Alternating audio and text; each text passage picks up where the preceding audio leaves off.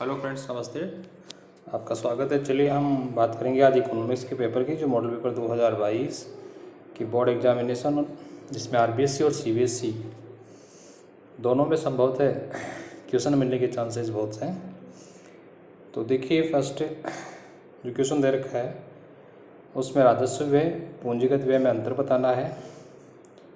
Second number, राजस्व घाटा और राजकोषीय घाटा क्या होता है, किस प्रकार होता है, क्यों होता है, वो बताने हैं। मुद्रा कोष रखने के उद्देश्य कौन कौन से होते हैं। संकुचित मुद्रा और व्यापक मुद्रा दोनों पर टिप्पणी लिखनी है।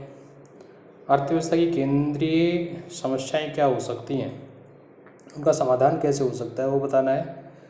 पूर्ण प्रतिस्पर्धा के लक्षण और समप्राप्ति के प्रकार दोनों को मेंशन करना है, और समप्राप्ति के जो प्रकार हैं उनको डिटेल में देखना है।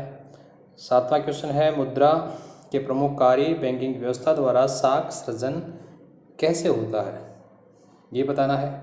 और समष्टि और व्यष्टि अर्थशास्त्र में अंतर। नेक्स्ट है, आय विधि एवं व्यय विधि को परिभाषित करते हुए साधन लागत को स्पष्ट करना है। जीडीपी और जीएनपी क्या है, समझाइए। व्यक्तिक प्रयोज्य आय और मौद्रिक सकल घरेलू और वास्तविक कर, इनको डिफाइन करना है। फर्म का पूर्ति वक्र तथा निर्धारक तत्व क्या होते हैं, उनको लिखना है, समझाना है। अगला क्वेश्चन है, पूर्ति की कीमत लोच को उदाहरण सहित समझाइए। और राष्ट्रीय आय क्या है, इसका वर्तुल प्रभाव तथा राष्ट्रीय गणना विधि का वर्णन करना है।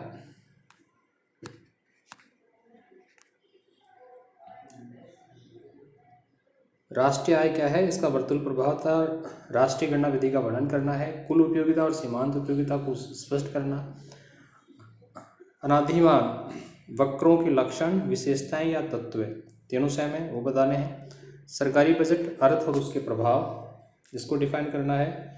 मांग वक्र और मांग का नियम, ये आपको रेखा चित्र के माध्यम से बताना है। सामान्य निम्न स्तरीय वस्तुएं क्या होती हैं, उपभोक्ता क्या है, बजट रेखा की प्रवणता को स्पष्ट करें।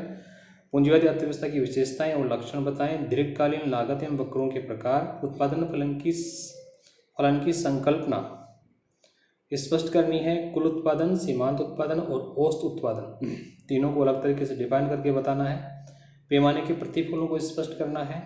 सकारात्मक तथा आदर्श अर्थशास्त्र की रूपरेखा को तय करना है कि क्या है क्या नहीं है। पूर्ण प्रतियोगिता बाजार व्यवस्था को उदाहरण से समझाना है। केंद्रीय बैंक की भूमिका को विस्तार से स्पष्ट करना है। केंद्रीय बैंक आरबीआई। बाजार मूलक अर्थव्यवस्था क्या है, रेपो दर और रिवर्स दर क्या है, अर्थव्यवस्था में इनको सहायक कैसे माना जा सकता है। इस प्रकार मैंने 30 क्वेश्चंस इन्वॉल्व किए हैं। संभवतः इनमें क्वेश्चंस मिलने के चांसेस हैं। अगर क्वेश्चंस मिलते हैं तो कमेंट्स बॉक्स के माध्यम से मुझे ज़रूर बताएं।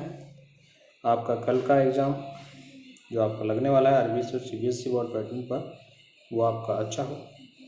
तब तक के लिए जय हिंद, जय भारत।